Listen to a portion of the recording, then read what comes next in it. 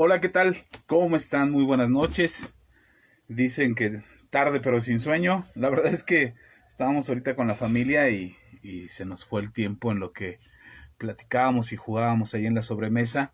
Así es que cuando nos dimos cuenta ya eran pasadas de las 8, pero aquí estamos listos para estar en esta transmisión que tenemos cada martes, esperando que hoy en particular sea de mucha bendición para ustedes. Recuerden que tenemos una pequeña serie de enseñanzas respecto a este tema de que no somos pecado, que somos justicia. Esta es la segunda parte de estas enseñanzas y espero que sea de enorme bendición para tu vida. De verdad, es nuestra oración. Queremos que tú seas bendecido y que la gracia y el favor de Dios nos ayude a poder compartir contigo lo que Dios ha puesto en nuestro corazón para enseñarlo contigo esta noche. Así es que bienvenidos sean todos los que se vayan conectando, los que vayan llegando. Algunos ya dieron por un hecho que no llegamos, así es que quizás se hayan pasado de largo en esta transmisión, pero aquí estamos en vivo.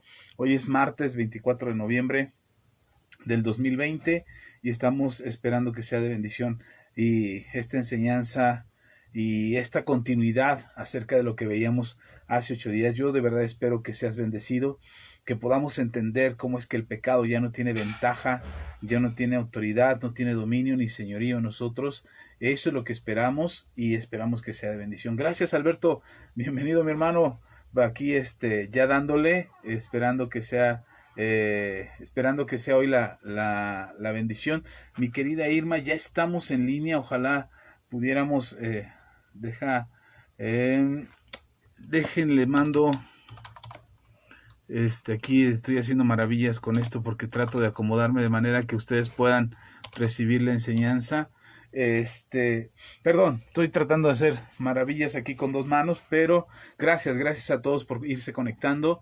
Espero que sea de bendición esta noche. Queremos ir dando continuidad a esto que hemos denominado no somos pecados, somos justicia, esperando que sea de bendición para ustedes. Irma, allá hasta Chicago, un abrazo fuerte. Dios te bendiga, Irma. Gracias por conectarte, por seguirnos aquí en las transmisiones. Gracias a todos.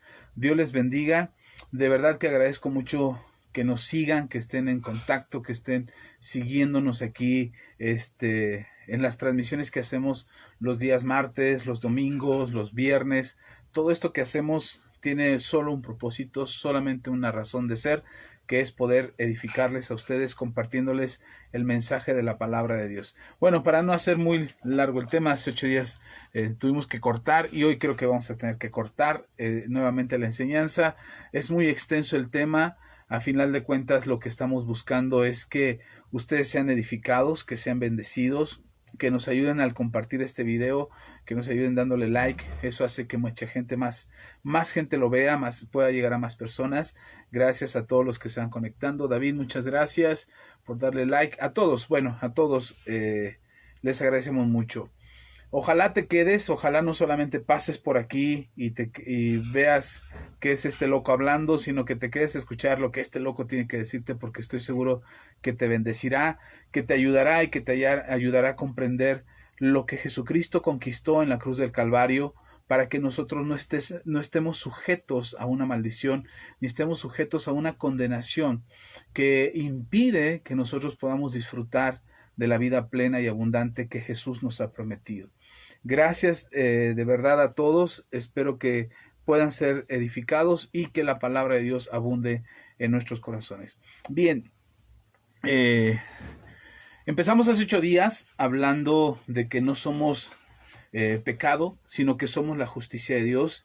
Y empezamos hablando de 2 Corintios, que será nuestro versículo base para poder desmembrar o desmenuzar lo que la palabra nos tiene que decir y hacerla más digerible para que podamos comprender hacia dónde nos quiere llevar las Escrituras, para que tengamos entendimiento acerca de lo que la Biblia dice que somos, cómo debemos de vivir, con qué expectativa de vida, con qué panorama y estilo de vida deberemos de tener, sin caer en la religiosidad, sin caer en el legalismo, que seamos entendidos acerca de lo que es la fe, de lo que la Biblia nos enseña que es la fe, y que ustedes puedan tener la certeza en su corazón de quiénes son en Jesucristo y que nada absolutamente nada los pueda mover de esa convicción. Esa es la razón de compartir con ustedes, y esto es lo que empezamos desmenuzando hace 8 días en 2 de Corintios capítulo 5 versículo 21, con el propósito de poder compartir con ustedes lo que la Biblia nos enseña. Así es que, partiendo de este versículo, hablamos precisamente de lo que dice la Escritura, de que seamos imitadores de Jesús. Pablo dice, sean imitadores de mí. Ya les explicaba, tenemos que tener un ejemplo, alguien a quien imitar, porque cuando no tenemos a quien imitar, empezamos a improvisar. Y improvisar no es bueno para la fe. En cuanto me refiero a esto, quiero ser claro, no quiero decir que Dios esté metido en un molde cuadrado y que no salga de ahí jamás, y que no se ajuste, que no haga cosas nuevas, ni que si no es de la manera en que decimos no funciona. No estoy diciendo eso. Lo que estoy diciendo es que la enseñanza bíblica y el conocimiento de la palabra de Dios lo que nos plantea es que imitemos a Jesús. Y como lo decía hace 8 días, tenemos ejemplos a quienes podemos imitar: tus líderes, tu iglesia, tus pastores, tus hermanos mayores en la fe. Los mismos personajes bíblicos nos pueden ser ejemplo para imitarlos. El mismo apóstol Pablo le dice a Timoteo, imítenme a mí, busca hombres fieles, idóneos para enseñar a otros, que también enseñen lo que yo te enseñé a ti, adelante muchos testigos. Es decir, la imitación es el principio fundamental del conocimiento y del crecimiento en la fe. Nosotros crecemos porque aprendemos de otros, escuchamos de otros. Tú puedes estarme escuchando a mí ahora y estar aprendiendo, pero también yo escuché a alguien más y aprendí de esa persona, y entonces vamos tratando de imitarnos en el conocimiento de la palabra de Dios para mejorar. Cuando improvisamos, cuando salen ocurrencias para ver si funciona, igual Dios en su misericordia puede ayudarnos en esa ignorancia o en ese desconocimiento que tengamos de la palabra, y el Señor nos ayuda y nos respalda y hace que el milagro suceda, y entonces salimos del apuro de alguna manera extraordinaria y sobrenatural, y el Señor nos ayuda. Pero no siempre es así. Yo puedo decirles que durante muchos años yo me paraba detrás del púlpito cuando estábamos en otra iglesia que servíamos y colaborábamos con otro pastor, y estábamos ahí sirviendo. Estuvimos ahí por muchos años, como hoy precisamente me estaba recordando, fueron algo así como 13 años, 14 años que estuvimos sirviendo con ellos, hasta que el Señor nos llamó a ser pastores y a iniciar este ministerio que hoy estamos conduciendo desde hace pues ya 13 años también. Entonces el Señor puso en nuestro corazón servir. Y cuando nosotros estábamos en aquel año sirviendo, en aquellos entonces sirviendo, estoy hablando hace más de 15 años, yo me acuerdo que me paraba detrás del púlpito y abría la Biblia, una Biblia más chiquita que esta. Voy a enseñarles mi Biblia ahora. Pero esta Biblia es mi Biblia de trabajo de hoy, es con la que estudio y leo la Biblia y preparo mis mensajes, y ustedes pueden ver páginas como estas que están rayadas, subrayadas, que tienen pegadas hojas y notas y anécdotas y comentarios y enseñanzas que yo voy teniendo cuando estoy estudiando la palabra de Dios. Bueno, esto es de apenas, ¿no? Esta es la última Biblia que he podido comprar, y es en ella donde trabajo y hago mis estudios y preparo, se me cayó algo aquí, preparo los mensajes. Hoy hago esto, pero en aquel entonces mi Biblia, yo agarraba, me paraba detrás del púlpito y abría mi Biblia, y ahí ponía el dedo, y donde caía el dedo, de ahí empezaba a hablar. Y venía una inspiración, y venía una enseñanza, y venía un conocimiento, algo que pudiera edificar.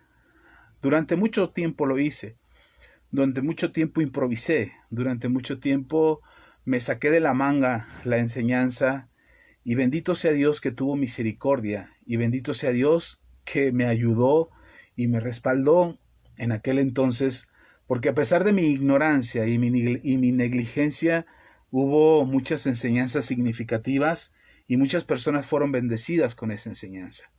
Durante muchos años improvisé en la fe, y durante muchos años tuve ocurrencias en la fe. Eso me llevó a cometer muchos errores que fueron difíciles de superar, errores que me llevaron incluso a perjudicar a otros cristianos por mi ignorancia, porque creí que improvisando estaba bien, que la inspiración del Espíritu Santo venía como por arte de magia, como si un espíritu me poseyese, y entonces él tomaba control de mi boca y él hablaba lo que él quería. Si te soy honesto, hoy reviso mensajes de en aquel entonces y muchos de esos mensajes había mucho error, había mucho de mi carne, había mucho de mi persona y entonces cometí muchos errores.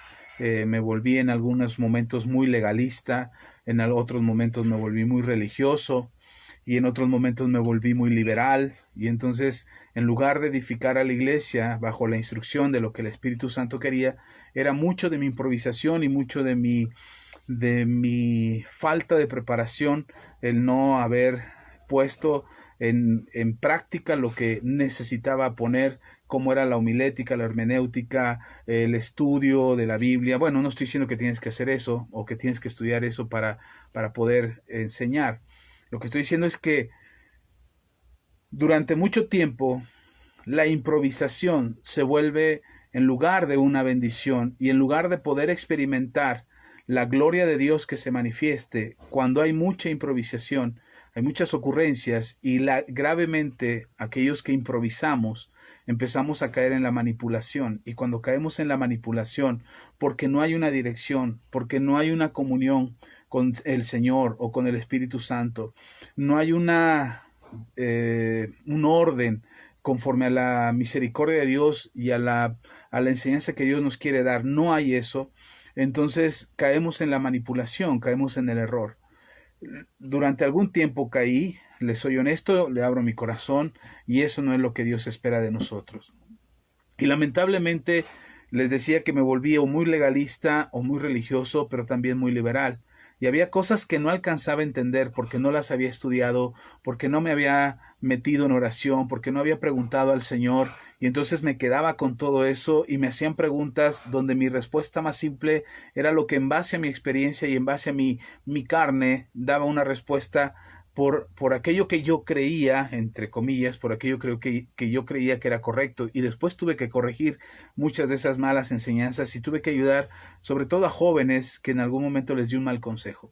Hoy creo, no digo que ya lo sepa todo ni que sea un super pastor, pero hoy creo que el ponerte a estudiar la Biblia, el meditar un poquito, el ver un poco la instrucción de lo que nos dice la palabra y meditar en ello, y a veces meterte un poquito de etimología y a veces irte un poco a las raíces y a veces estudiar un poco del contexto bíblico, la historia bíblica, estudiar un poco de soteriología, un poquito de homilética, a veces te va ayudando para ir construyendo, escuchar a otros maestros de la palabra que te puedan dar ese conocimiento que no alcanzas a tener de primera instancia. Es necesario. La improvisación en la misericordia de Dios puede no causar daño a la iglesia, porque Dios cuida de su iglesia, pero vivir improvisando en la fe cristiana te lleva a cometer muchos errores, y eso es lo que hay que evitar. Entonces, por eso imitamos a otros, por eso vemos lo que otros hacen, por eso aprendemos a orar como otros oran, aprendemos a leer la Biblia como otros leen la Biblia, aprendemos a enseñar la Biblia, a predicar la palabra como otros lo hacen, y no está mal que imites a un pastor, no está mal que imites a un predicador, no está mal. Pablo mismo le dice a la iglesia: imítenme a mí, porque yo soy imitador de Cristo. Eso lo veíamos hace 8 días, quería completarlo porque quiero avanzar un poquito yendo a lo que dice Segunda de Corintios, volviendo al versículo que nos mueve a esta enseñanza, que es Segunda de Corintios capítulo 5, versículo 21, dice: al que no conoció pecado, por nosotros lo hizo pecado, para que nosotros fuésemos hechos justicia de Dios en él. Es un versículo que vamos a venir repitiendo durante los próximos martes hasta que terminemos esta serie, para que nos quede claro lo que dice la palabra de Dios. Jesucristo se hizo pecado no porque fuera pecador, sino porque nosotros éramos pecadores, y para que nosotros fuésemos librados del pecado es que Jesús se hizo pecado. Y aprendíamos precisamente que la libertad con la que podemos vivir en nuestras vidas será conforme nosotros avancemos y crezcamos en la fe. Y veíamos acerca de ser imitadores. Bueno, entonces, partiendo de eso y continuando con esas enseñanzas, surge una pregunta ahora. ¿Podemos vivir sin pecado? Ustedes y yo, ¿podemos vivir sin pecar? Esa es una de las grandes preguntas que los cristianos se hacen cuando escuchan mensajes como si pecas te vas a ir al infierno, si pecas la unción de Dios no va a estar sobre ti, si pecas Dios se va a enfurecer contigo y te van a venir las 10 plagas de Egipto y te van a caer la maldición de la gitana y te van a suceder muchas cosas, porque de repente cuando fallamos al Señor, lo primero que viene a nuestra cabeza es la regué, me equivoqué, fallé, no soy digno, otra vez Señor te volví a fallar, otra vez Señor volví a pecar, otra vez Señor estoy mal, otra vez Señor estoy equivocado, y entonces vivimos con una culpa en nuestro corazón acerca de lo que vivimos y hacemos o de lo que estamos experimentando continuamente. Déjenme aquí, voy a mover esto, ya, gracias, es que es un cable que me estorbaba aquí un poquito para poder ver mis apuntes bíblicos. Y entonces nos encontramos en esa sensación de que no podemos cumplir con el llamado de Dios a ser santos. Y entonces nos sentimos tan mal o nos sentimos culpables porque inmediatamente tenemos que entender que cuando pecamos actúan dos factores en nuestra vida que nos señalan el pecado. Dos circunstancias, quiero ponerlo así porque no quiero entrar todavía a ponerle su nombre, pero tú sabes muy bien que cuando hablamos de que estas dos entes o estas dos personas que actúan en nosotros respecto al pecado que cometemos son precisamente el Espíritu Santo y Satanás. Cuando tú fallas, cuando cometes pecado, inmediatamente hay una voz que te habla directamente a tu espíritu y a tu conciencia y a tu alma, que te están diciendo, fallaste, arrepiéntete, pide perdón, vuélvete al Señor. Pero inmediatamente también hay otra voz que te dice, eres un hipócrita, no sabes vivir correctamente, estás viviendo engañándote, no puedes ser un buen cristiano, esto de la religión no es para ti. Y entonces empezamos a oír esas voces que empiezan a luchar dentro de nosotros y que empiezan a generar esa sensación de que estamos haciendo mal, y que debes de volver al Señor, pero estamos haciendo mal, pero no sé si quisiera dejar de hacerlo. Es decir, pequé, pero no estoy seguro de querer dejar de hacerlo, porque a lo mejor si dejo de hacerlo me puedo meter en problemas, o voy a dejar de disfrutar esto que estoy haciendo, o voy a parecer religioso, fanático, en fin, diferentes explicaciones y justificaciones que quieren hacernos sentir que no está mal lo que estamos haciendo. Pero eso no es de ahora, hermano, no es precisamente algo que sucede en la iglesia cristiana solamente. De hecho, es algo que ha sucedido a lo largo de la historia de la humanidad. Ya recién lo platicaba en una de estas transmisiones, que el mismo Adán y Eva, después de que pecaron delante del Señor, fueron a esconderse porque sus conciencias les reprendían acerca de la actitud o del pecado que habían cometido. Y es precisamente en el Evangelio de Juan, perdón que volteen así, no es que deje de mirarlos a ustedes, pero tengo que voltear a las citas bíblicas que tengo aquí en la computadora. Y en el Evangelio de Juan, en el capítulo 8, versículo 7, bueno, desde el versículo 1 hasta el versículo 7, nos cuenta cómo Jesús estaba cerca del Monte de los Olivos y ahí bajó al templo que estaba cerca de ese monte de los Olivos, y cuando llegó ahí, él estaba ahí enseñando y estaba hablando del reino de los cielos, y de repente le trajeron delante de él a una mujer que había sido sorprendida en adulterio. Cuando sucedió eso, empezaron a preguntarle a Jesús acerca de lo que la ley decía, y le decían a Jesús, la ley dice que debemos de apedrear, la ley de lo que mandó Moisés es que debemos de apedrear a la mujer que se encuentre o que sea sorprendida en adulterio, y hay que apedrearla hasta que muera. Y le preguntan a Jesús, ¿y tú qué dices? O sea, la ley dice esto, ¿tú qué dices? Entonces insistieron tanto, él no hizo mucho caso, él seguía escribiendo ahí, inclinado hacia el suelo, escribiendo en la tierra, con el dedo. Esto me parece interesante, luego se los explico en otro momento, pero lo que estaba escribiendo Jesús era algo diferente acerca de esta mujer que le habían traído, señalándola y acusándola de adulterio.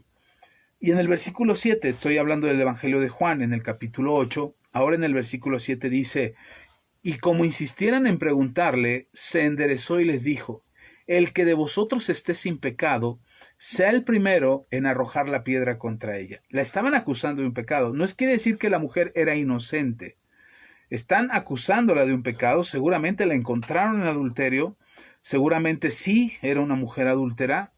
Mi pregunta es: ¿y dónde está el hombre? ¿Por qué no trajeron al hombre también? Porque para estar en adulterio, o quizás ella era la casada y el otro era un hombre soltero, y bueno, él no tenía mayor compromiso más que quizás haberle creído a la mujer que era soltera, ¿no? Y hay muchas suposiciones ahí que trataríamos de explicarnos el por qué solamente es ella.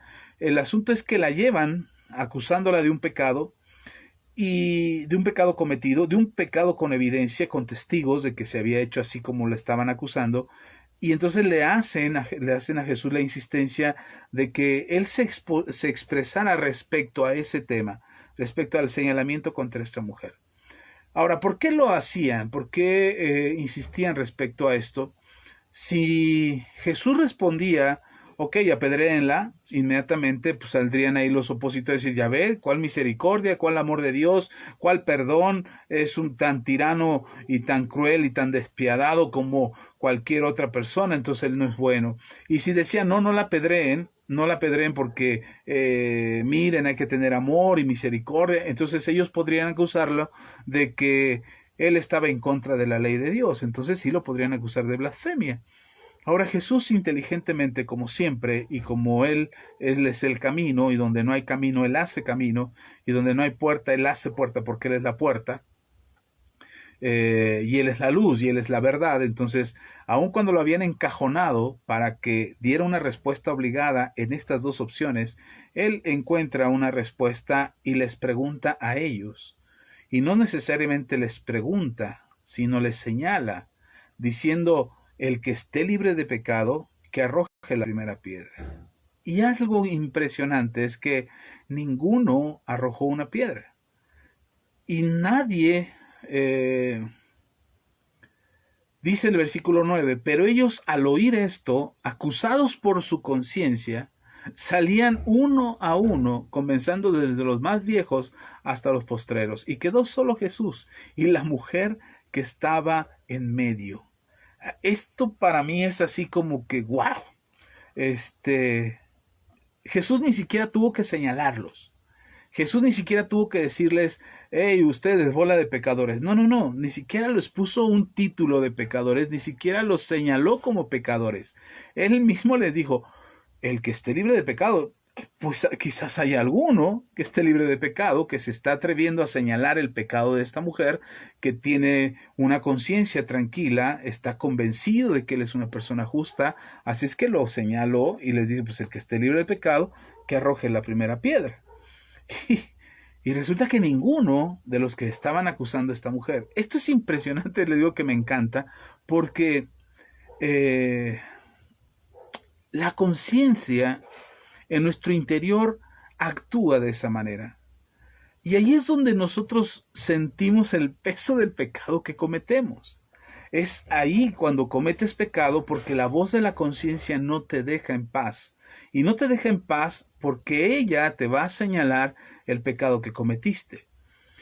Ahora, debes de saber que el pecado que cometiste ha sido perdonado por Jesús. Entonces, si la conciencia, si el Señor, si nuestro Dios te señala, te habla a tu conciencia y te dice: el pecado que cometiste es este, hoy te peleaste con tu marido, hoy le gritaste a tus hijos injustamente, hoy maldijiste en la calle, hoy mentiste, andas metido en chismes, estás hablando a espaldas de otro, te tomaste algo que no era tuyo, y la conciencia empieza a señalarte o a acusarte, no es para condenarte, sino es para liberarte. Esa es la voz del Espíritu Santo. Eso es lo que Dios habla a tu vida para que tú seas libre de culpa. Ya se los explicaba en el mensaje del domingo donde hablo de la culpa paraliza. Bueno, entonces, entendiendo esto, cuando nosotros pensamos que somos capaces, cuando creemos en algún momento, cuando te conviertes a Cristo, cuando recibes en tu corazón al Señor y empiezas a caminar en la fe, de repente sientes una fuerza en tu interior, un poder en tu interior que te hace creer que no vas a cometer pecado. Es decir, tú crees con tu corazón y estás seguro con tu corazón y con tu espíritu que no vas a cometer pecado. Esa es la convicción que hay en nosotros. Y tenemos esa convicción porque creemos o pensamos que no vamos a cometer pecado y que no va a haber pecado en nuestro corazón. Porque ahora Jesús mora en ti. Ahora Jesús ya llegó a tu vida, te limpió del pecado pasado, te ha dado una nueva naturaleza, una nueva condición espiritual, y entonces tú dices, yo ya no soy libre, ya no soy esclavo más del pecado, soy libre en el nombre de Jesús, porque soy su hijo, porque Él me ha amado, y te pones espiritual y empiezas a creer y a confesar con tu boca que eres libre de pecado y te sientes con mucha autoridad moral y con mucha autoridad espiritual para sentirte vencedor. Pero apenas das unos pasos en la vida real y ¡pum! Tropezamos, caemos, volvemos a cometer pecado y entonces nos frustramos porque nuevamente hemos caído en aquello que creímos que ya habíamos vencido. Y entonces muchas personas cuando hacen una autoexaminación de nuestras vidas, como en este caso Jesús les dice a ellos, a los escribas, perdón, a la gente que traía a esta mujer, les dice que esté libre de pecado, que arroje la primera piedra. Igual cuando hacemos una autoexamen de nuestra condición y nuestra relación con Dios, algo que nos señala rotundamente y algo que nos acusa rotundamente delante de Dios es el pecado que hemos cometido.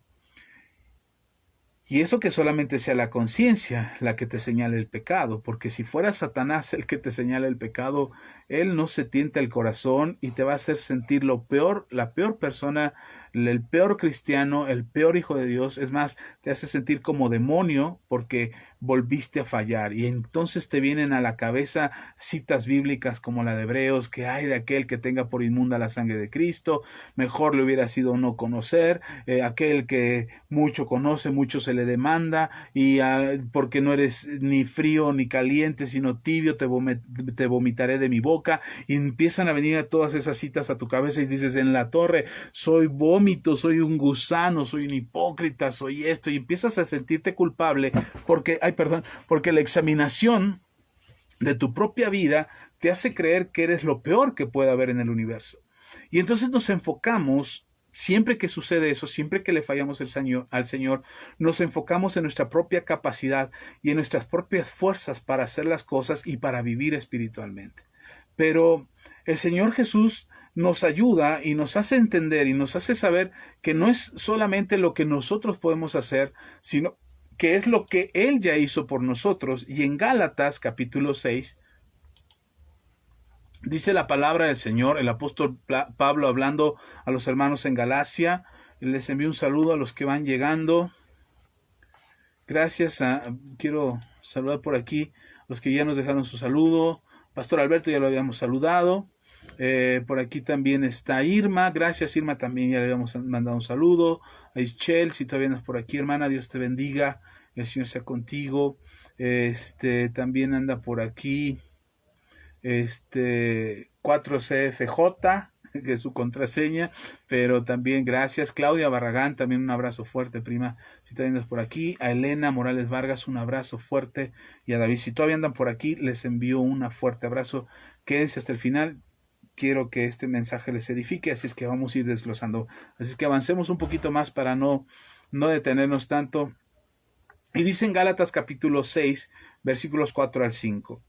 Así que cada uno someta a prueba su propia obra, y entonces tendrá motivo para gloriarse solo respecto a sí mismo y no en otro, porque cada uno llevará su propia carga. Dice el apóstol Pablo, cada uno llevará su propia carga.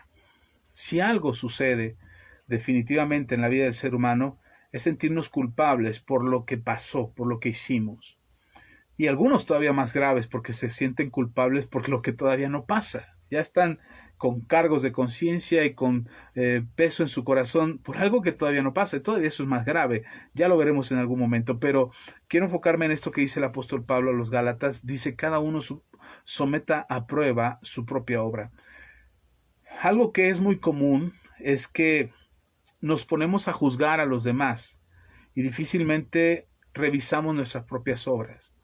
Juzgamos lo que los demás hacen condenamos lo que los demás hacen, señalamos con el dedo lo que los demás hacen, les ponemos títulos de pecadores, de hijos del diablo, lo que sea que salga de nuestra boca para señalar el pecado de los demás y para condenar la vida de los demás. Y entonces cuando eso sucede o cuando eso pasa, la gente o las personas se sienten más ligeras de culpar a otro que entender su propia condición y corregirla. Es decir, yo soy malo, pero no soy tan malo como un narcotraficante. O yo pequé, pero no pequé tanto como un político corrupto. O sí, yo mentí, pero no mentí como un adúltero. Es decir, yo tomé algo, pero tomé solo 5 pesos, a diferencia de aquel que roba cientos de miles de pesos. Entonces, soy malo, pero no tan malo. Soy pecador, pero no tan pecador. Es lo que les pasó a esta multitud que traían a la mujer adúltera, que se atrevían a señalarla en el adulterio que habían cometido, porque decían, wow, la cacharon, es culpable, está mal, está en pecado, ella es la mala. Y entonces, ahora sí, todos señalaban a la mujer adúltera porque la habían cachado en el pecado que había cometido. Fue sorprendida en el acto mismo del adulterio. Sin embargo, los demás habían logrado ocultar tanto su pecado que hasta ellos mismos creían que lo habían superado. Hasta el momento en que Jesús los confronta y les dice, si alguno está libre de pecado, que arroje su primera piedra. Y nadie arrojó una piedra porque inmediatamente la conciencia empezó a reprenderlos. Es lo que nos dice el apóstol Pablo en Gálatas. Cada uno es responsable de sus propios actos. Cada uno de nosotros debe de analizar su vida y debe de analizar su corazón y revisar lo que hace. Si seguimos mirando lo que los demás hacen, no solamente nos va a frustrar, nos va a enojar, nos va a justificar haciéndonos creer que somos muy buenos, que no somos tan malos como ellos o como los otros o como algunos que existen que son malos, y nosotros vamos a creer que somos realmente buenos. Y entonces lo que hacemos no es tan malo, lo que hacemos no está mal, lo que hacemos sí es pecado, pero no es tan pecado. O sea, sí es grave, pero no es tan grave, porque hay gente que hace cosas más graves que nosotros. Lo que el apóstol Pablo nos aconseja es revísate a ti mismo y revisa lo que estás haciendo y cómo es que estás viviendo.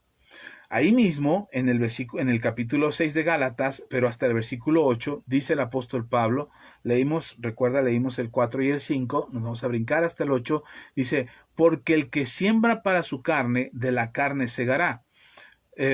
Porque el que siembra, vuelvo a leer versículo 8, porque el que siembra para su carne, de la sangre, es que lo tengo aquí de lado, tengo que voltearme, quiero hacer las dos cosas, vuelvo a leer, Gálatas capítulo 6, versículo 8, porque el que siembra para su carne, de la carne segará corrupción, mas el que siembra para el espíritu, del espíritu segará vida eterna. Gracias, perdón por esa mala lectura que hice. Gracias, Elena, un abrazo fuerte, bendiciones. Elena Morales Vargas, un abrazo bien fuerte, hermana, Dios le bendiga. Dice Gálatas, el apóstol Pablo a los Gálatas le dice, el que siembra para su carne, de la carne segará corrupción, mas el que siembra para el espíritu, del espíritu segará vida eterna. Creo que eso es algo que no hemos logrado entender. Primero, el apóstol Pablo en los versículos 4 y 5 nos dice que cada uno de nosotros somos responsables de nuestras propias obras y que cada uno de nosotros deberíamos de examinarnos a nosotros mismos y no estar viendo lo que hacen los demás, porque cada uno lleva su propia carga. Si tú eres pecador, tú pagarás las consecuencias de tus pecados. Si tú tomas malas decisiones, tú pagarás o sufrirás las consecuencias de tus malas decisiones.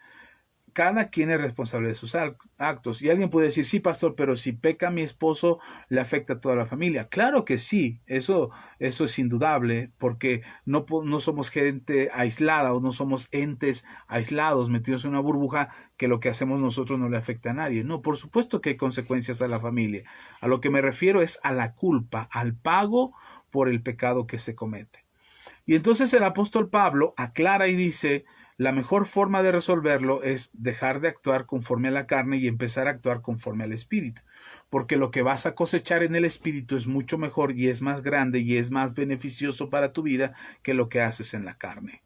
Muchas veces nuestros actos en la carne son consecuencia de lo que pensamos y creemos. Hay algo interesante respecto a esto, acerca de la carne, el espíritu y el alma. Si es la primera vez que escuchas acerca de que el ser humano es es cuerpo, alma y espíritu, si es la primera vez que lo escuchas, seguramente no te habías enterado que en nosotros hay un ser tripartito que es cuerpo, alma y espíritu. Y te explico. El cuerpo, la carne, es este estuche que vemos, son estas manos, esto que puedes tocar, esto material que está ahí, que tú puedes decir, esto es lo que yo soy. Cuando te ves en el espejo, dices, esto es lo que yo soy. Realmente eso no es lo que tú eres. Parece absurdo y a lo mejor pueda ir contra todas tus creencias y entre todas tus filosofías y conocimientos científicos que pudieras tener. A lo mejor puedo hablarte de algo que no estás de acuerdo, pero no significa que no sea cierto. Y te recomiendo que lo revises y que veas que hasta la misma ciencia ha llegado a estas conclusiones que yo te digo. Lo tomo yo de la Biblia, no de la ciencia. Pero la ciencia ha llegado a estas mismas conclusiones. Nosotros somos un ser en tres partes. Un cuerpo material que podemos tocar, que es polvo, que se convierte en polvo, que es hueso, que es carne, que es sangre. Y este cuerpo tiene necesidades básicas, instintivas. Es decir, a la carne le surgen sus necesidades porque es la forma en cómo subsiste, es la forma en cómo existe, cómo se procrea, cómo se procura su existencia y sobrevive en medio de toda circunstancia. El comer, el ir al baño, el deseo sexual, la mentira, el que nos ayuda a librarnos, el miedo, el odio, el valor que de repente sentimos como instinto, la agresividad, la violencia, la cobardía que de repente tenemos ahí en actitudes, son actos instintivos, son cosas y actitudes que nos hacen sobrevivir. El deseo sexual es un acto instintivo, es un acto que está metido en nuestra carne. No quiere decir que Dios nos hizo como animales, no, pero puso algo dentro de nuestra naturaleza física o material que nos permite tener un deseo sexual que hace que podamos reproducirnos. Biológicamente nos permite reproducirnos como seres humanos. Y entonces el ser humano tiene, dentro de estos instintos, tiene algo que produce placer. Ahora, los placeres suceden en nuestra carne. Los placeres, las satisfacciones momentáneas, los momentos placenteros que tenemos en la carne, están ahí en la carne. Pero pasa algo curioso. El alma disfruta de los placeres. El alma no está en la carne. El alma es tu mente, tu pensamiento, tus recuerdos, tu memoria, tu voluntad está ahí en el alma. Y entonces cuando nosotros nos encontramos con esto, lo que dice el apóstol Pablo, que cuando siembras para la carne cosechas corrupción, pero cuando siembras para el espíritu cosechas para la vida eterna, entonces deberíamos de pensar qué es la lucha esta que estamos viviendo entre lo que sembramos para la carne y lo que sembramos para el espíritu. Ahora, lo que me llama la atención de este texto es lo que dice el apóstol Pablo. Si siembras para la carne o siembras para el espíritu. Entonces, solamente hay dos partes de nuestro ser que están aquí en juego, la carne y el espíritu. Y entonces, o siembras para la carne o siembras para el espíritu. Siembras para la carne, cosechas corrupción. Siembras para el espíritu, cosechas para vida eterna. ¿Cuál es el lado que te conviene? Yo creo que por sentido común, si yo siembro algo que me va a producir mal, pues dejo de sembrarlo. Si en mi jardín yo siembro hiedra venenosa y cada vez que entro a mi casa la paso y la paso a rozar y tengo mi brazo súper hinchado y enronchado por la hiedra venenosa, pero yo digo, pero yo quiero seguir sembrando hiedra venenosa, pues voy a tener que seguir viviendo con esas infecciones, con ese daño a mi piel, porque cada vez que paso por ahí afecta mi piel. Entonces a eso se refiere el apóstol Pablo cuando dice que el que siembra para la carne cosecha para la carne corrupción y el que siembra para el espíritu cosecha para vida eterna.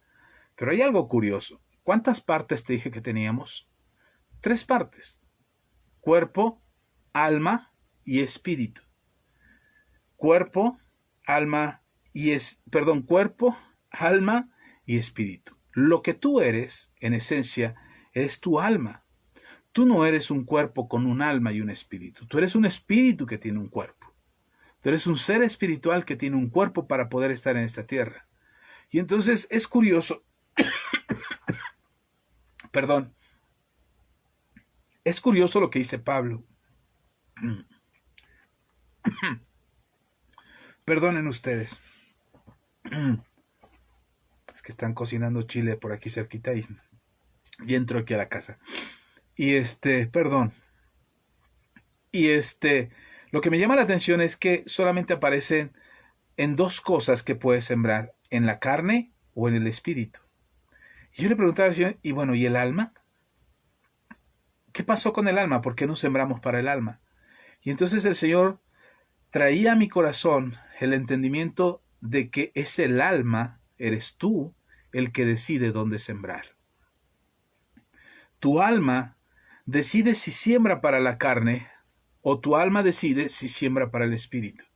¿Cómo es que eso puede pasar? ¿O cómo es que el alma puede decidir hacia dónde sembrar? Ya te lo había dicho, en el alma está tu voluntad.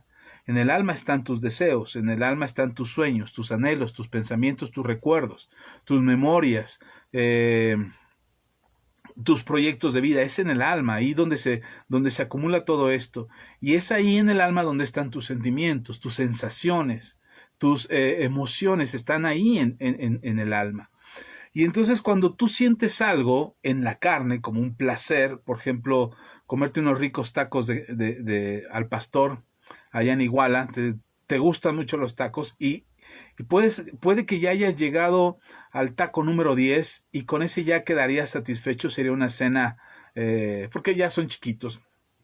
Entonces digo 10 porque a lo mejor 5 es suficiente, pero pensando que eres de buen comer y te cabe una buena cantidad de tacos, entonces pensando en eso, te comes 10 tacos y entonces 10 tacos está bien, pero resulta que después del 10º taco, te gustó tanto, sentiste tan rico el sabor de la carne con la salsa y la tortilla y la mordida de la cebolla asada y entonces sentiste tanto placer al comerlo, que cuando llegaste al taco 10, que tú ya sabías que con eso era más que suficiente, te pediste otros 5 más.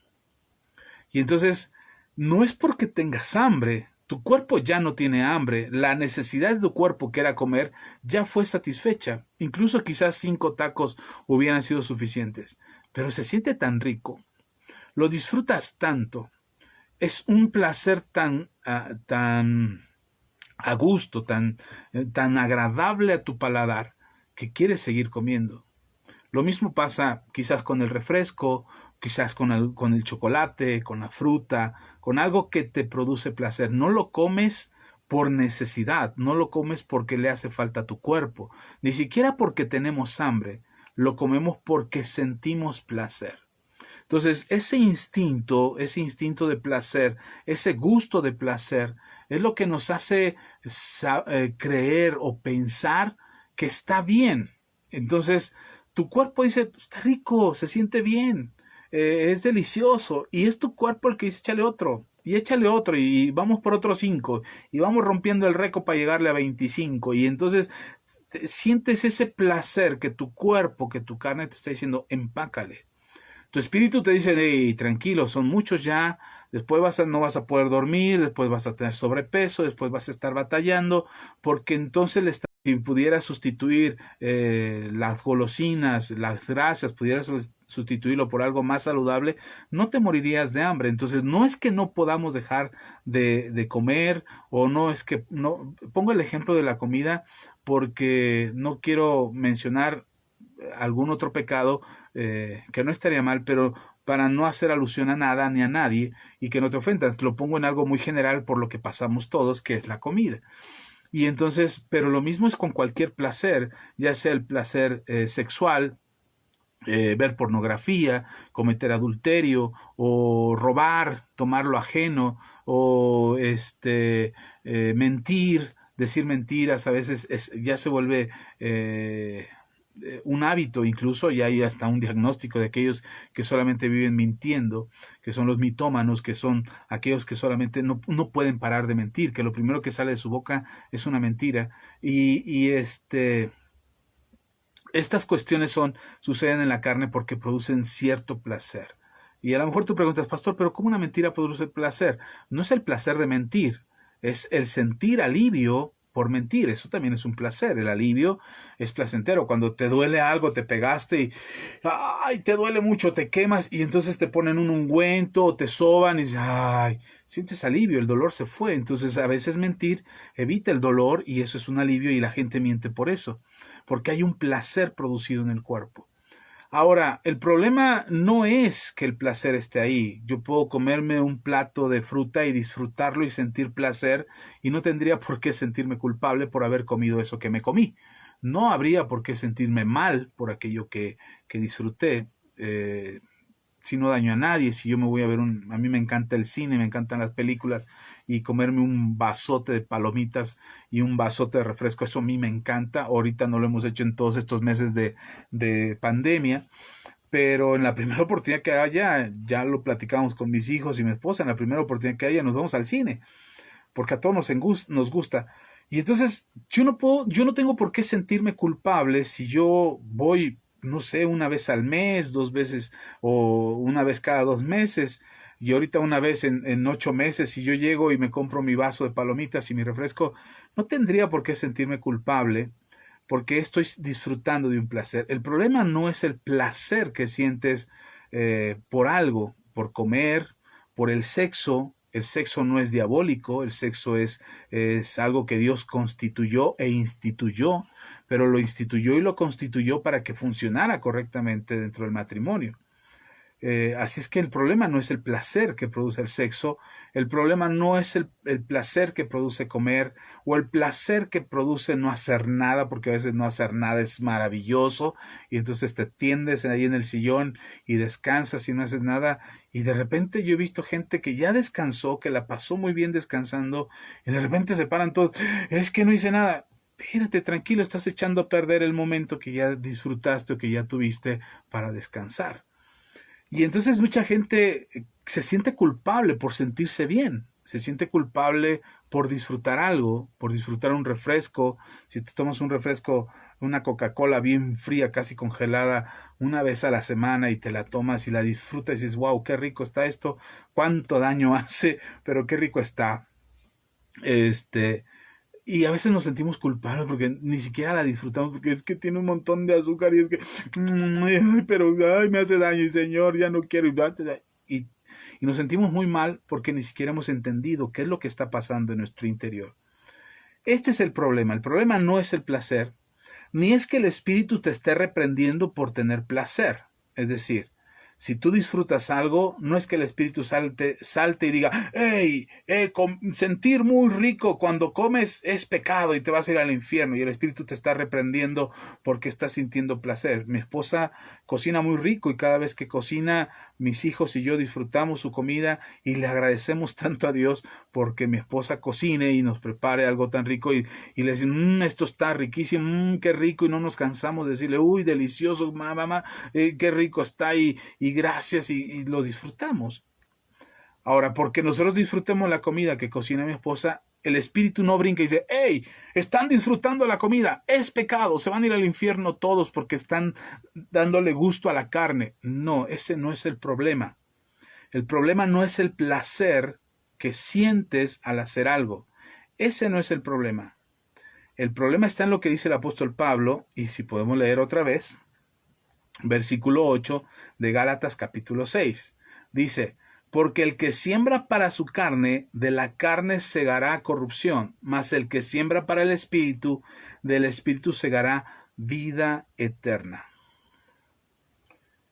Yo estoy en medio, aquí está mi carne, aquí está mi espíritu, este es el alma.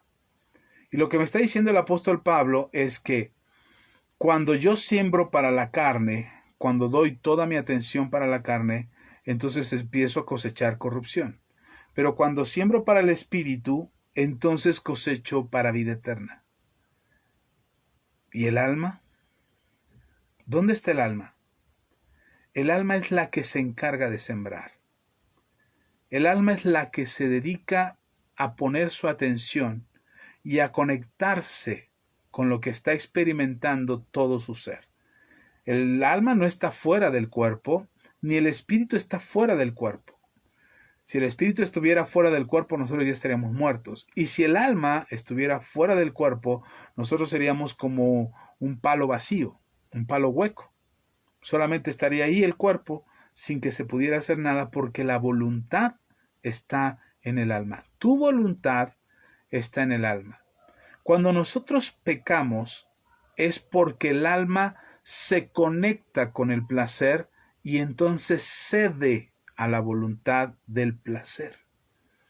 Es decir, ahora, como yo sentí muy rico al comer, ahora lo único que quiero es comer. Como yo sentí muy rico al tomarme una Coca-Cola, yo ahora lo que quiero es disfrutar la Coca-Cola. Como yo siento muy bien cuando veo pornografía, entonces lo único que quiero hacer es mirar pornografía. El problema es el alma hacia dónde está sembrando. Cuando el alma siembra hacia la carne, lo que cosecha es de la carne. Pero cuando el alma siembra para el espíritu, lo que cosecha es del espíritu. Y ya vimos que lo que se cosecha de la carne es para corrupción, pero lo que se cosecha en el espíritu es para vida eterna. Entonces, es el alma la que decide hacia dónde va a sembrar. Lo curioso es que, o lo interesante de esto es que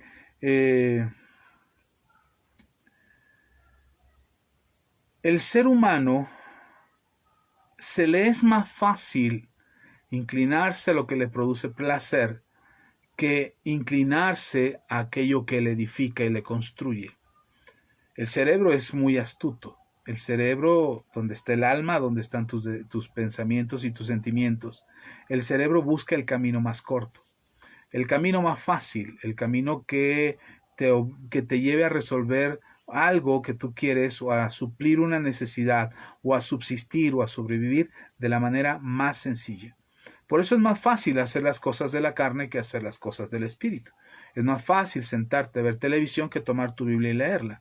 Es más fácil ir a platicar del chisme con alguna vecina que sentarte un momento a solas en tu habitación y orar con Dios. Es más fácil ver tus redes sociales y pasártela horas y horas en las redes sociales en lugar de que ir a ver a alguien a que necesite que necesite ayuda y que necesite de una oración o de alguna palabra de ánimo. Es más fácil ver las redes sociales y enterarte de los chismes del mundo que poner algo de tu parte para cambiar lo que está en tu entorno. ¿Por qué? Porque para el cerebro es más fácil. Para el hábito del cerebro es el camino más corto, el camino más rápido.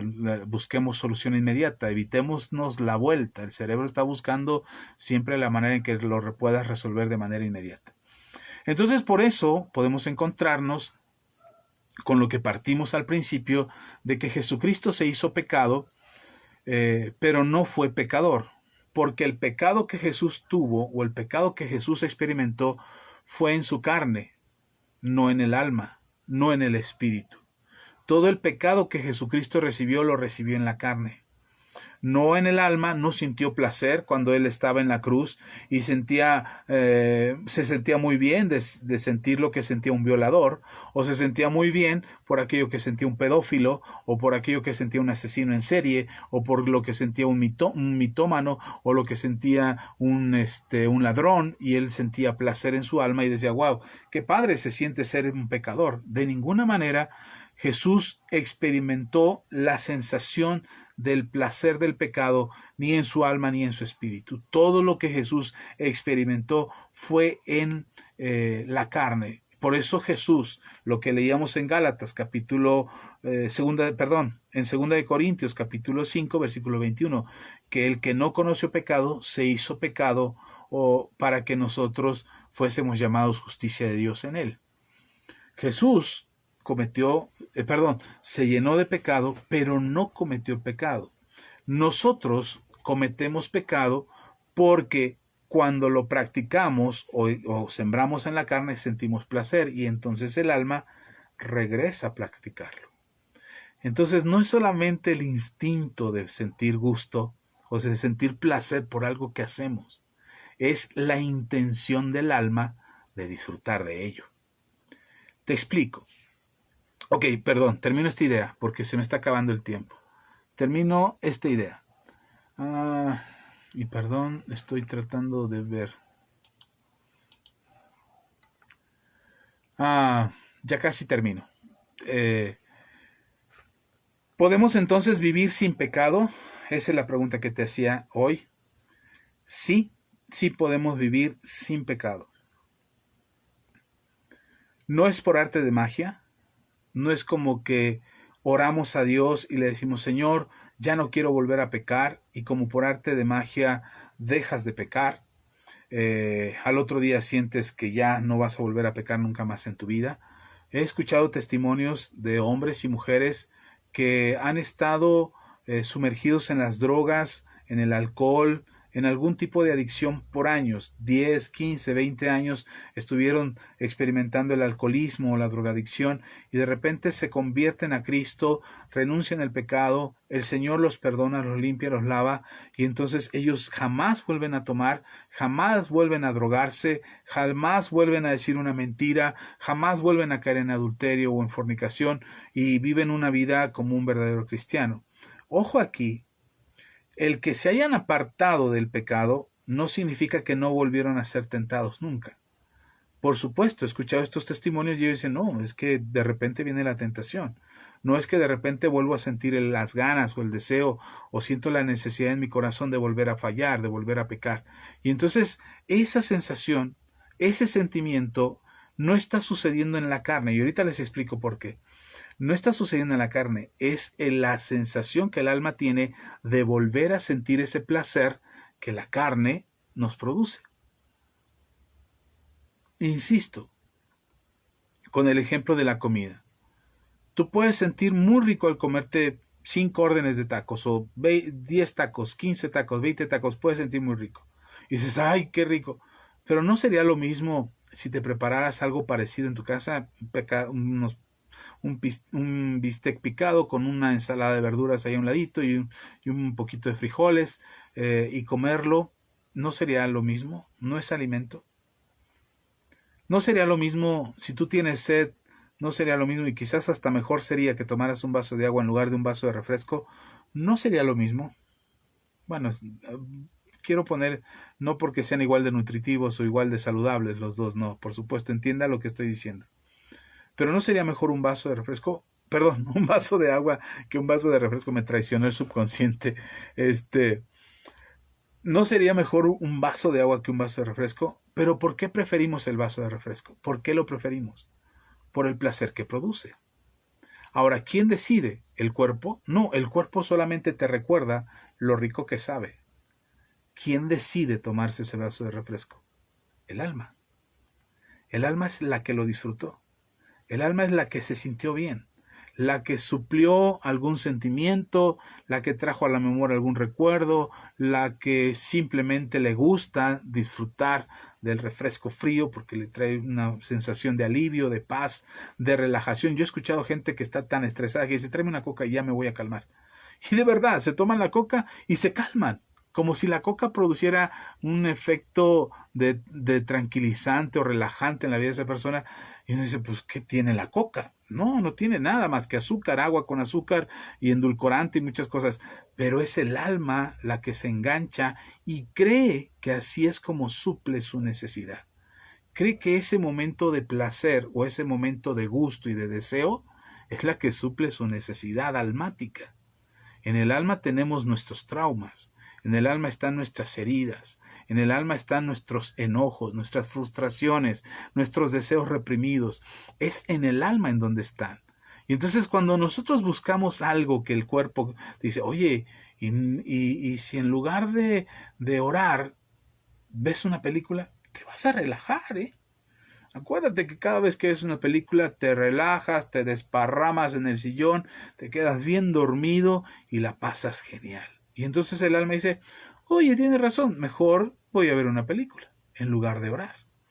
Y ese es el camino fácil que hemos encontrado, o ese es el camino corto que nuestra alma ha encontrado, que nuestro pensamiento, nuestro cerebro ha encontrado para resolver nuestras necesidades.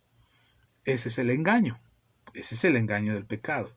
Ese es el engaño que el pecado quiere dejar en nuestro corazón y que nos quiere hacer sentir que no podemos vivir sin Coca-Cola, que no podemos vivir sin pornografía, que no podemos vivir sin mentir, que no podemos vivir sin robar, que no podemos vivir sin el chisme, que no podemos vivir sin el exceso de comida, que no podemos vivir sin esto, sin aquello, sin lo otro, y nos autoconvencemos a nosotros mismos de que no podemos, que eso es lo que está destinado para nosotros, que ese es el tipo de vida que Dios destinó para nosotros, porque si Dios hubiese querido ya no me hubiera cambiado, ya me hubiera quitado este deseo diabólico por comer pan.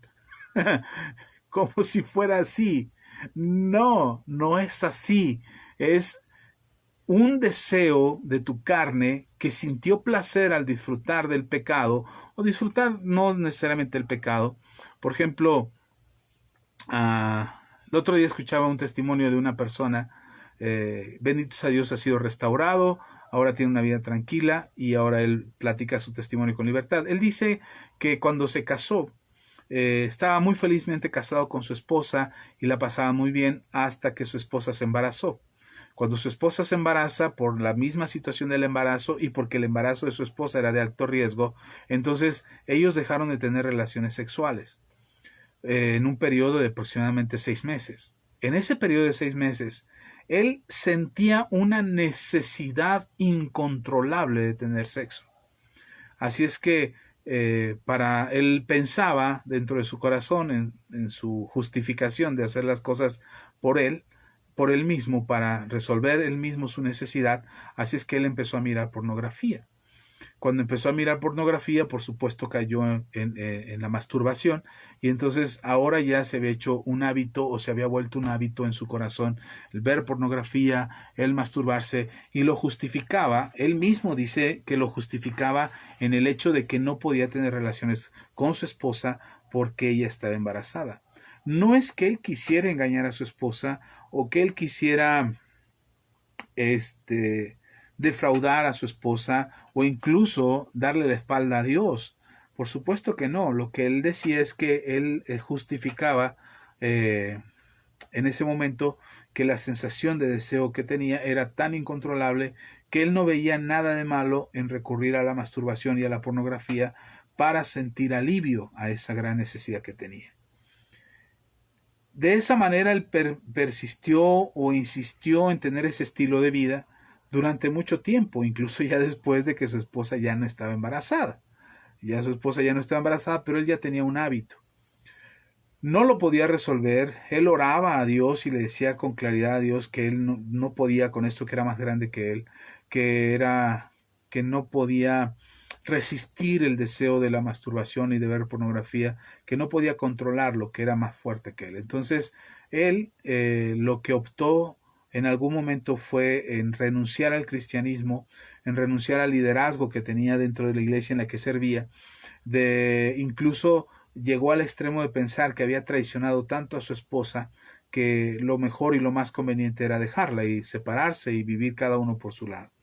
Cuando esto pasó, el hermano se acercó a otro predicador, un pastor de la iglesia en la que él estaba, y se acercó y le comentó lo que estaba pasando, y entonces él le habló y le dijo acerca de esto que yo te estoy contando ahora, de que el alma se engancha con los deseos de la carne, que el alma empieza a sembrar hacia la carne y entonces empieza a cosechar corrupción. Te pongo un ejemplo que quizás suene muy duro o muy, muy absurdo, como decir, no, eso no pasa nunca.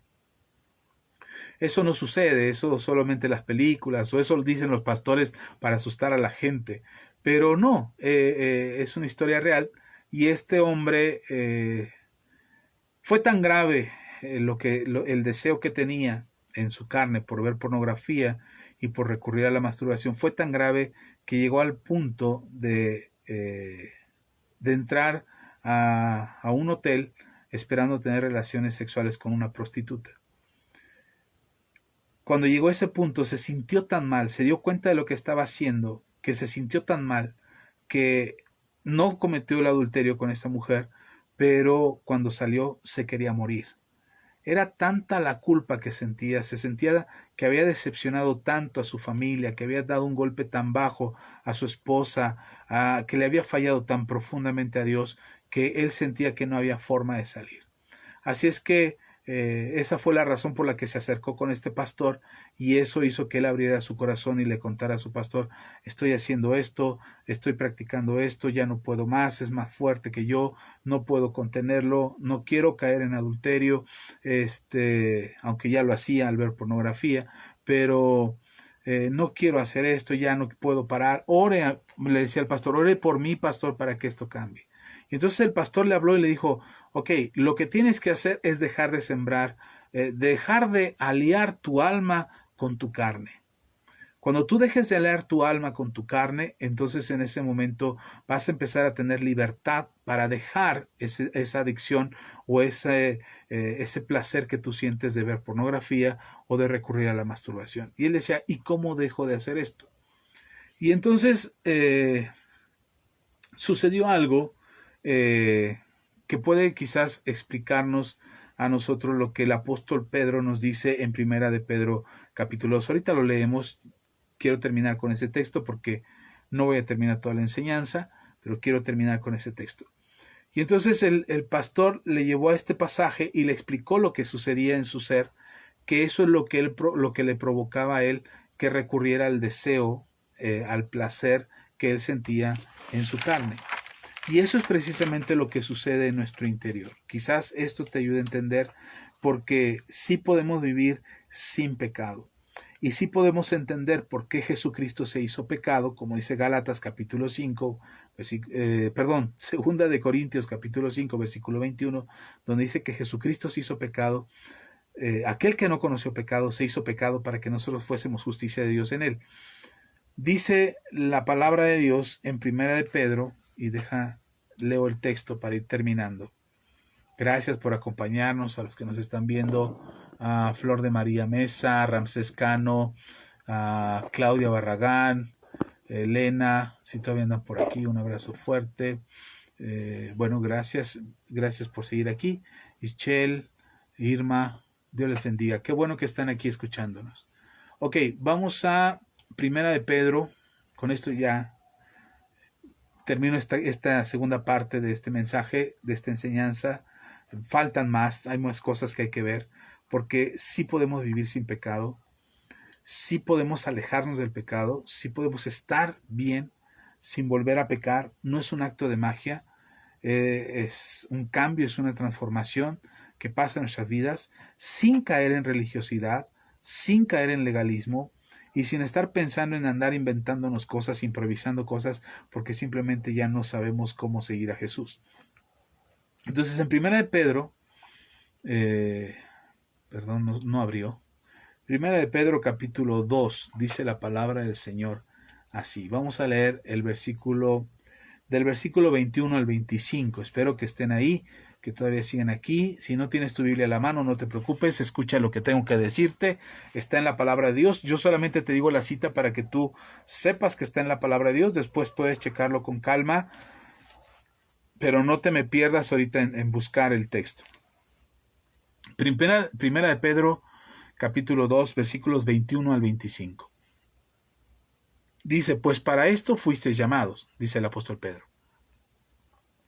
Pues para esto fuisteis llamados, porque también Cristo padeció por nosotros, dejándonos ejemplo para que sigáis sus pisadas, el cual no hizo pecado, ni se halló engaño en su boca, quien cuando le maldecían no respondía con maldición, cuando padecía no amenazaba, sino que encomendaba la causa al que juzga justamente, quien llevó él mismo nuestros pecados en su cuerpo sobre el madero, para que nosotros, estando muertos a los pecados, vivamos a la justicia, y por cuya herida fuisteis sanados. Porque vosotros erais como ovejas descarriadas, pero ahora habéis vuelto al pastor y obispo de vuestras almas. ¿De quién es pastor el Señor Jesús y obispo? De nuestras almas. Él cuida de nuestras almas. Además de que nos dejó ejemplo. ¿Te acuerdas que hablamos de imitar? Bueno, en el versículo 21 dice: para esto fuisteis llamados, porque también Cristo padeció por nosotros, dejándonos ejemplo para que sigáis sus pisadas. Si algo dejó ejemplo Jesús, es la manera en cómo nosotros podríamos vivir sin pecado. Jesús vivió sin pecado. Entonces, ¿nosotros podemos vivir sin pecado? Sí. Pastor, pero no somos Jesús, ni somos Dios. Solo Dios y Jesús viven sin pecado. No. Dice Pedro que Jesús nos dejó ejemplo para que nosotros sigamos sus pecados, sus pisadas. Corrijo, fue aquí un error de lengua. Para que nosotros sigamos sus pisadas. Es decir, podemos caminar los mismos pasos que nuestro Señor Jesús caminó. Podemos andar por la misma ruta que Jesús anduvo. Y no hablo de la ruta de ir a Israel y recorrer el Monte de los Olivos, ir a Galilea de los Gentiles y entrar a Jerusalén y subir al Monte Gólgota. No, no estoy refiriéndome a eso. Estoy refiriéndome al estilo de vida, por supuesto que es a lo que se refiere Pedro. Al estilo de vida que Jesús llevó en la tierra, que nos dejó ejemplo, porque cuando quisieron acusarlo de pecado, el mismo Jesús dijo, yo no tengo pecado. No hay pecado en mí. Entonces, sí tenemos que imitar a Jesús. Es indispensable que entendamos que Él padeció, que Él sufrió, que Él enfrentó este mundo y que todo lo que vivió y lo que padeció es para dejarnos ejemplo a nosotros de cuál es el camino que deberíamos de recorrer, que podamos seguir sus pisadas. Él es el testimonio que nos recuerda que debemos imitar a Jesús. Entonces Pedro nos dice, sigamos el ejemplo de Jesús, imitemos a Jesús. Ahora bien, Jesucristo no hizo pecado. Hay testimonio de que nuestro amado Maestro no pecó. En el versículo 22 el apóstol Pedro dice, el cual no hizo pecado, ni se halló engaño en su boca. Es decir, de ninguna manera pudieron demostrar o pudieron encontrar que Jesús hubiese pecado. Y si no hubiese cometido pecado de adulterio o de fornicación, o hubiese robado o asesinado a alguien, si no hubiese algún tipo de ese pecado, quizás se le podría haber acusado de mentir, y eso también sería un pecado. Para los judíos eso era también tan grave como cometer otro tipo de pecado. Perdón, tengo que mover esto aquí un poquito. Gracias, perdón, es que de repente se inquieta esto. Y entonces pudieron haberlo acusado a Jesús de haber mentido, de haber dicho cosas blasfemas, pero dice el apóstol Pedro que no hizo pecado, pero que tampoco se halló engaño en su boca. Es decir, no había manera de asegurar que Jesucristo era pecador. No habría modo. Sino, si Jesucristo hubiera pecado, si Jesús hubiera cometido pecado, su sacrificio no hubiera sido válido. No sería suficiente para darnos salvación, restauración, restitución, sanidad. No habría forma de que el Cordero de Dios quitara verdaderamente el pecado del mundo. Sin embargo, lo que nos dice la palabra de Dios, el mismo Pedro nos dice que Él no cometió pecado, dice claramente, no hizo pecado. Es decir, no practicó el pecado. ¿Cuándo es cuando nos volvemos esclavos del pecado? Cuando la carne nos dice, oye, se siente muy bien esto. Y entonces el alma dice, sigamos, ya me gustó, ya me encantó, me parece muy bien. ¿Y sabes cómo es que se engancha eso? Con los sentimientos, con las emociones, con los recuerdos, con las memorias, con los traumas del pasado. Una persona guarda mucho odio, mucho rencor, y el odio es un fruto de la carne, y guarda mucho rencor porque tiene un sentimiento en su corazón acerca de alguien, y entonces no puede perdonar, no quiere perdonar, y entonces reacciona hacia este sentimiento de odio, y siente muy bien odiando. Siente muy bien guardando rencor, culpando a sus padres, culpando a sus abuelos, culpando a alguien por lo que le pasó. Puedes escuchar muchas historias, muchos testimonios trágicos. Hoy nos bombardean con testimonios trágicos, que la niña fue violada, que la señorita fue secuestrada, que aquellos jóvenes fueron asesinados, y nos cuentan todas estas historias y nos hacen tener un sentimiento de terror, de pánico acerca de lo que nos rodea. Y entonces vivimos asustados, y entonces es más fácil odiar a alguien, y vemos a alguien que cometió un delito y decimos, desgraciado, ojalá lo refundan en la cárcel, ojalá lo metan a la silla eléctrica, o le den la inyección letal, o le hagan lo que le tengan que hacer para que pague el desgraciado lo que hizo. Ese sentimiento de odio, ese sentimiento de rencor está alentado por algo que sentimos en nuestra vida, y que nuestra alma se engancha con ello, y entonces expresa un fruto de pecado. No sé si me estoy explicando, espero que sí. Espero que me vaya agarrando la onda, porque todavía no terminamos y lo voy a tener que dejar a la mitad. Pero lo que quiero recordar o dejarte claro, aquí voy a terminar esta parte. Lo que dice Primera de Pedro, capítulo 2, versículo 22, dice, el cual no hizo pecado, ni se halló engaño en su boca. Y esto no es una ocurrencia de Pedro, es algo que sucedió realmente, y que cuando Jesús fue señalado como pecador o como mentiroso, ay, estoy tratando de rescatar algo aquí. Ustedes perdonarán, pero ahora con este movimiento que hice de lugar, pues resulta que no fue tan fácil como pensaba. Y entonces, ahí donde dice 1 Pedro 2.22, dice, el cual no hizo pecado ni se halló engaño en su boca. Pero lea en el Evangelio de Juan, si puede, si tienen su Biblia a la mano, en el Evangelio de Juan, en el capítulo 8, dice la palabra de Dios, en el versículo 45 al 47, cuando tratan de señalar a Jesús de que él echa fuera demonios por el príncipe de los demonios, y entonces Jesús entra en una discusión con ellos, demostrándoles que él no tiene nada que ver con Belcebú ni nada que ver con los demonios. Incluso los confronta a ellos haciéndoles ver que ellos viven esclavos del pecado y que son hijos del diablo, casi les dice, ¿no? Luego dice el versículo 45, Juan 8:45. Y a mí, porque digo la verdad, no me creéis. Jesús es el que está hablando, dice, a mí, porque digo la verdad, no me creéis. ¿Quién de vosotros, dice Jesús, quién de vosotros me redarguye de pecado? Pues si digo la verdad, ¿por qué vosotros no me creéis? El que es de Dios, las palabras de Dios oye. Por esto no las oís vosotros, porque no sois de Dios. Es una palabra muy fuerte que le está diciendo a los escribas y a los fariseos. Pero quiero que pongan atención en lo que dice el versículo 46. ¿Quién de vosotros me redarguye de pecado? Le está confrontando. A él le están diciendo que es hijo que está haciendo milagros por Belcebú, el príncipe de los demonios, que Dios no está con él. Jesús los confronta, ellos tratan de defenderse, y en esa discusión que tiene con ellos, Jesús le dice, ok, de lo que estoy diciendo mentiras.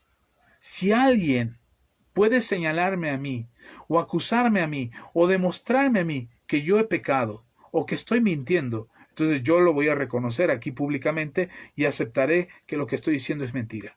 Pero ¿por qué no me redarguye alguno de ustedes? Dice Jesús, ahí en el versículo 48.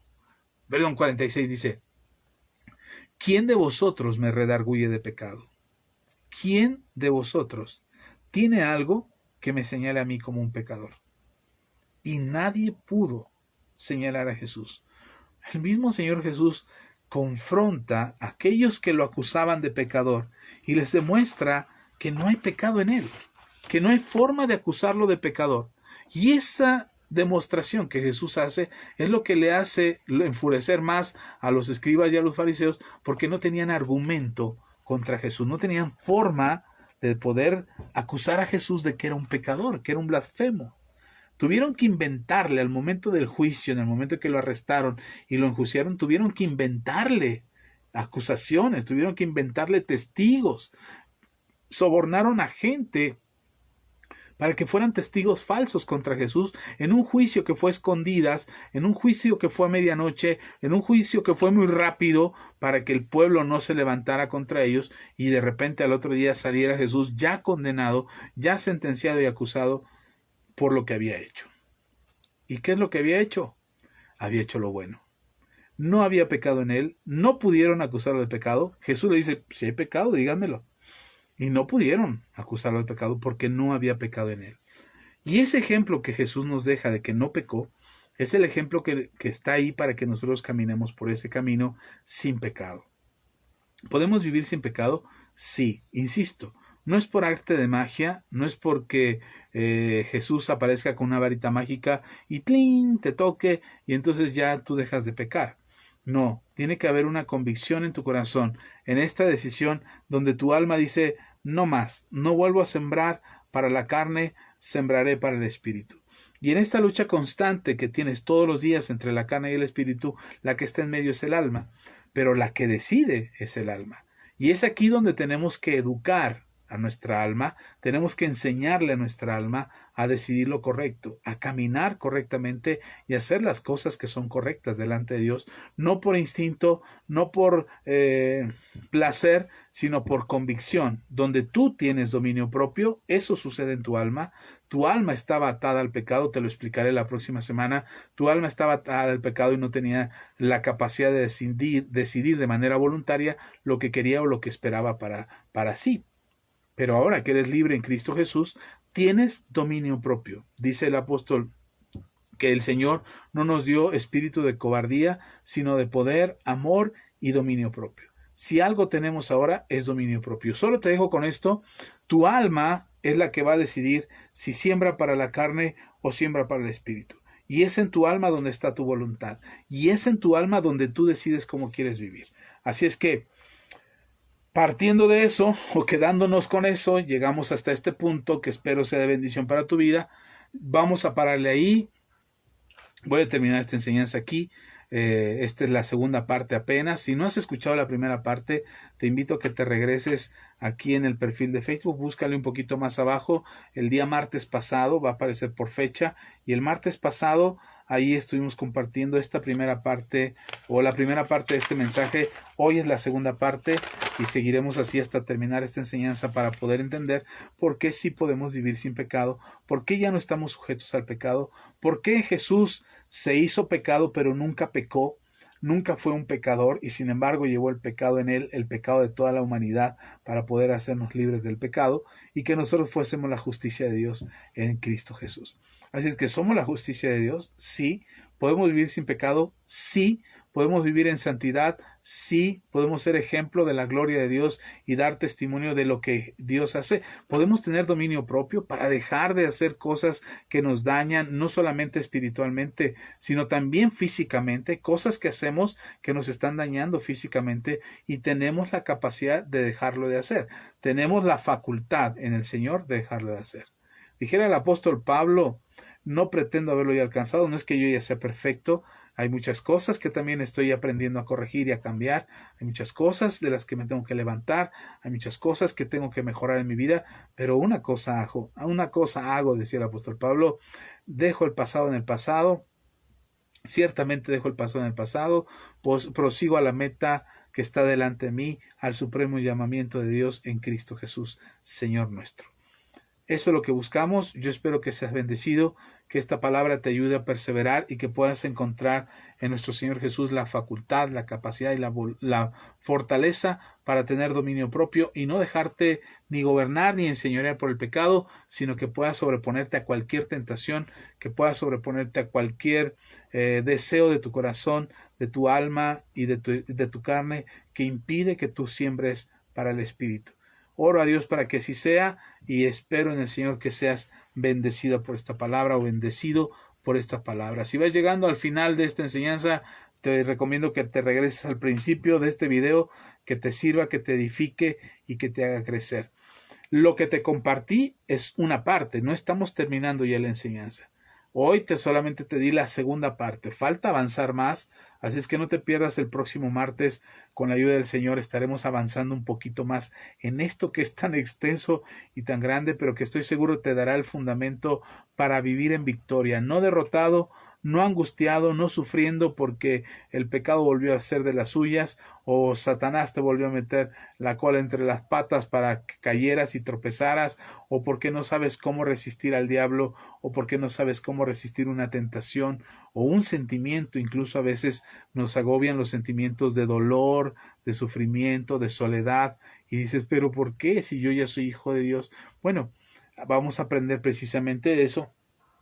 Y vamos a ver por qué el apóstol Pedro nos dice ahí en Primera de Pedro, capítulo 2, en el versículo 23, nos dice el apóstol Pedro, te leo lo que dice. Dice la palabra del Señor. Y quien cuando le maldecían, está hablando de Jesús, y quien cuando le maldecían no respondía con maldición. Cuando padecía, no amenazaba, sino que encomendaba la causa al que juzga justamente. Este es el secreto que puede hacer una diferencia en tu vida. Una diferencia para que tengas vida plena, vida abundante, vida llena de la gloria de Dios, sin angustia por el pecado, y que puedas disfrutar de la vida no religiosa, porque no se trata de vivir religiosamente, pero que puedas ser libre, libre para reír, libre para disfrutar tus vacaciones, libre para disfrutar un plato de comida que te sientas y disfrutes sin culpa, pero entendiendo lo que estás haciendo, no con cinismo, decir, me vale, yo soy libre y como lo que se me dé la gana, y al rato estemos padeciendo o sufriendo otro tipo de cosas, otro tipo de circunstancias, porque simplemente nos dejamos llevar por un instinto que estaba en nosotros, que nos hacía actuar y participar de las cosas de la carne. Yo espero que este mensaje te haya servido. Regrésate al principio si no lo oíste todo y síguenos, escúchanos el próximo martes porque le vamos a dar continuidad a esta enseñanza. Las enseñanzas también después de que las subimos a YouTube, de que después de que las subimos a Facebook, las compartimos unos minutos después. A veces se nos pasan unas horas o días, a veces, pero procuramos que inmediatamente después de que las subimos aquí en Facebook, las puedas tener en YouTube. Así es que cualquier enseñanza que necesites de este ministerio, ahí están accesibles para ti y dispuestas para que tú puedas escucharlas. Gracias.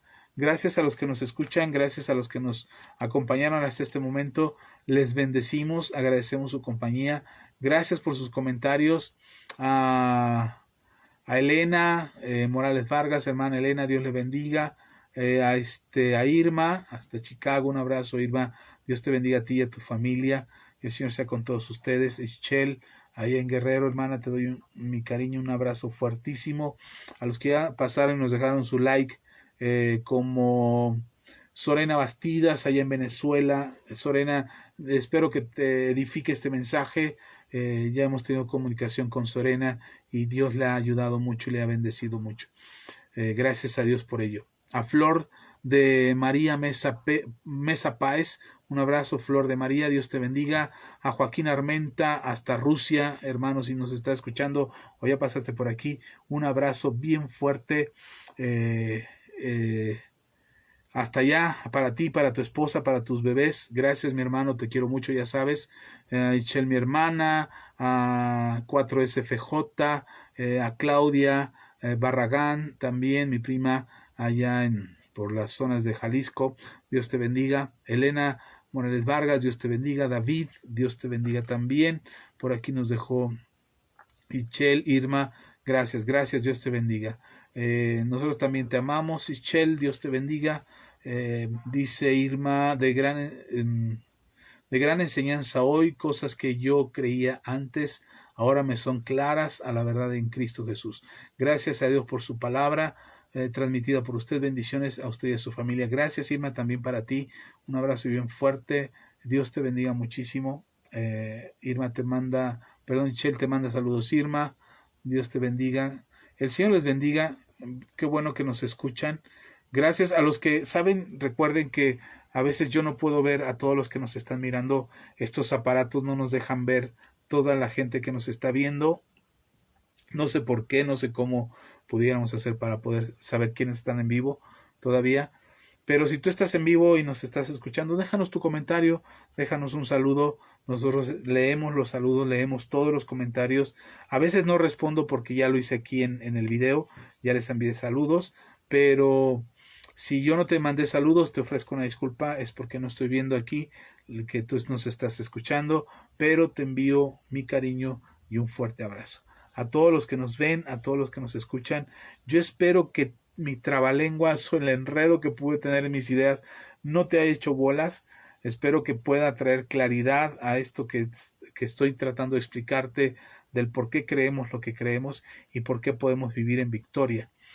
Así es que quédate con esto hasta hoy, que es lo que hemos hablado hasta hoy, que el alma es la que decide hacia dónde siembra, si siembra para la carne o siembra para el espíritu. Después te voy a explicar cómo lograr que el alma siembre más para el espíritu que para la carne.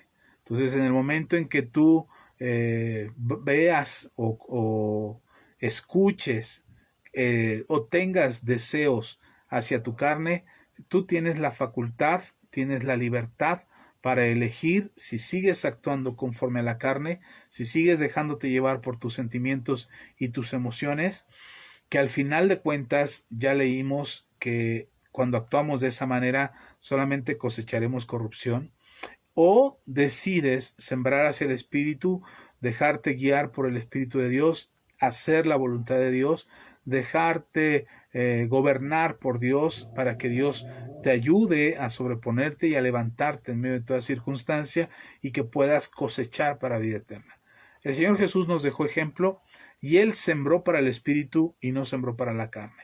Y por eso cosechó mejores frutos y tuvo mejores resultados que aquellos y todos aquellos que a lo largo de la historia hemos sembrado para la carne.